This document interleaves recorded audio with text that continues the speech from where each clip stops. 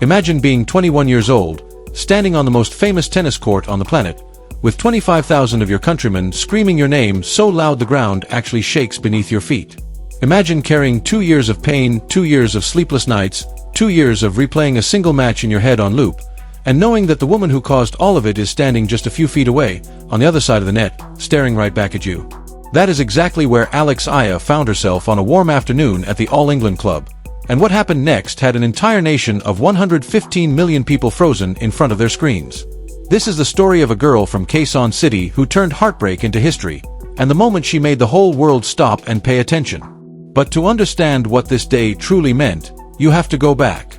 You have to go back 2 years, to a small tournament in Cary, North Carolina that almost nobody remembers, because most people never even heard of it. It was August 2024. The tournament was called the Kosher Jewelers Tennis Challenge, one of those modest ITF events tucked somewhere between the big WTA stops, the kind of event where players grind for ranking points and prize money that barely covers travel costs.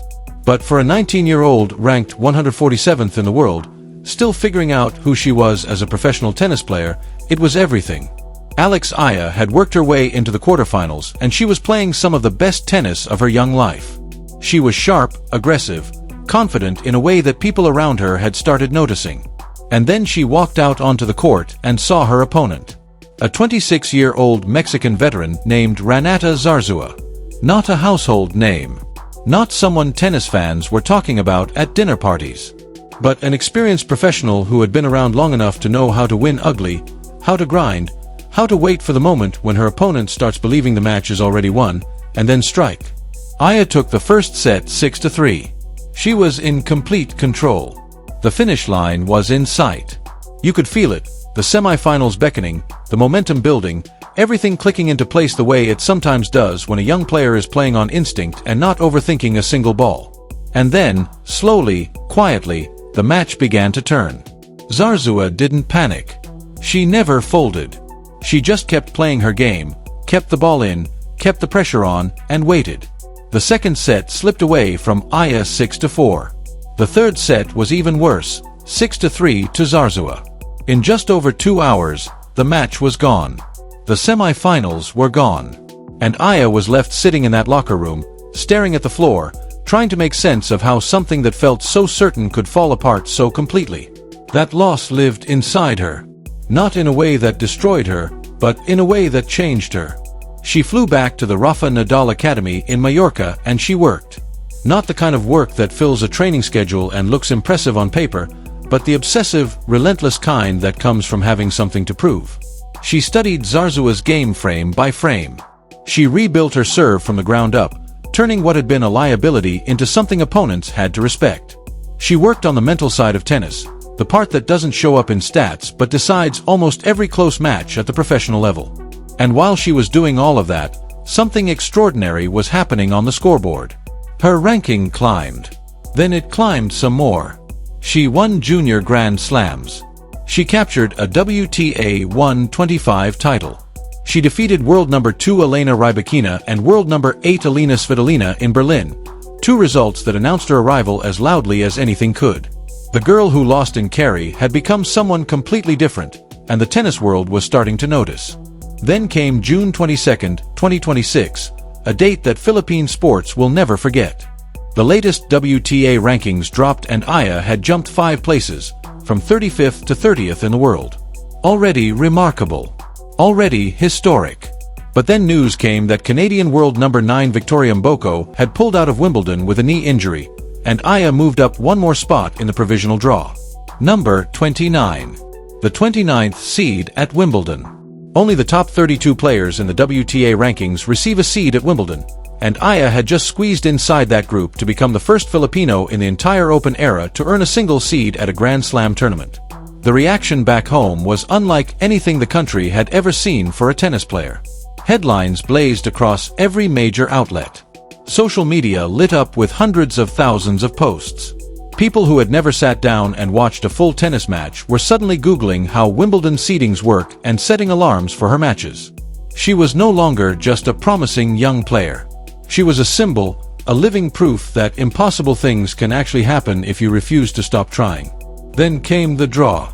Friday, June 26th, 2026. The Wimbledon draw was released, and when Eala's name came up and her first-round opponent was announced, the reaction from the tennis community was immediate and electric. Of all the 127 other players in the draw, of all the combinations that could have been made, she was paired with Renata Zarazúa of Mexico.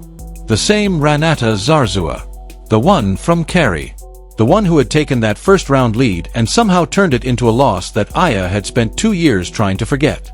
Tennis has a way of creating these moments that feel scripted, like the sport itself is conspiring to produce the most dramatic story possible, and this was one of those moments. But what nobody was talking about yet, what was only just beginning to surface as journalists started digging deeper into the story, was the detail that made this matchup genuinely extraordinary. Eala and Zarazúa had not just met once before in a forgettable tournament in North Carolina. They had been doubles partners. They had played on the same side of the net together.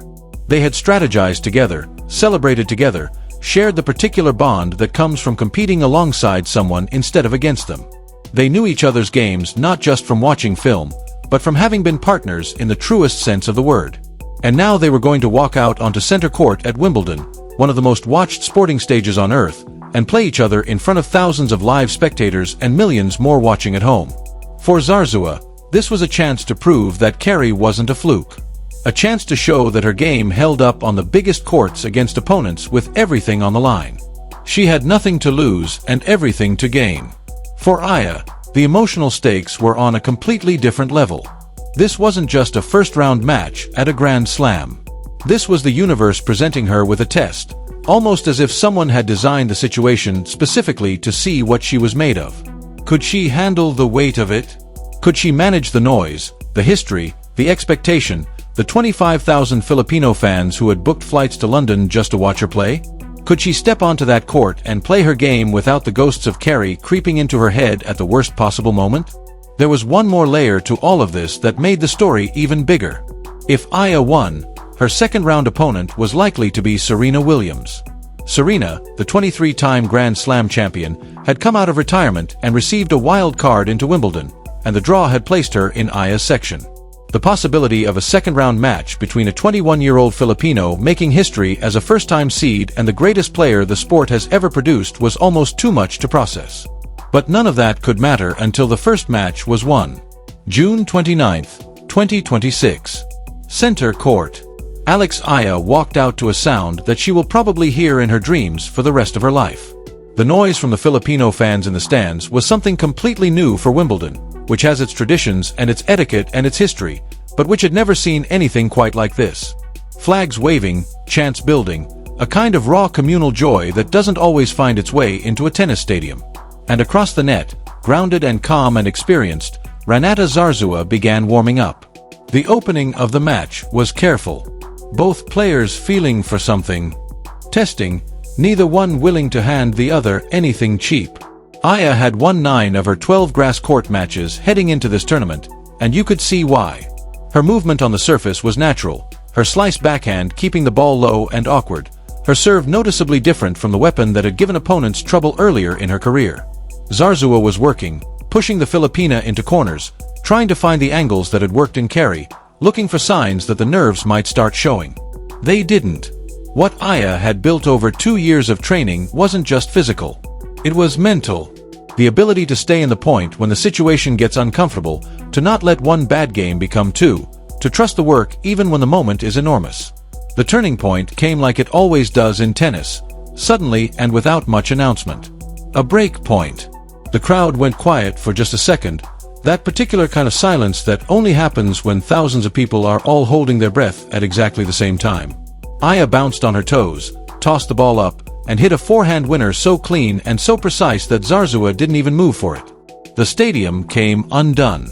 From that moment, the match had a different feel. Eala was not playing with caution anymore. She was playing with freedom, the kind that comes when you stop worrying about whether you're good enough and just let yourself play. The first set closed out.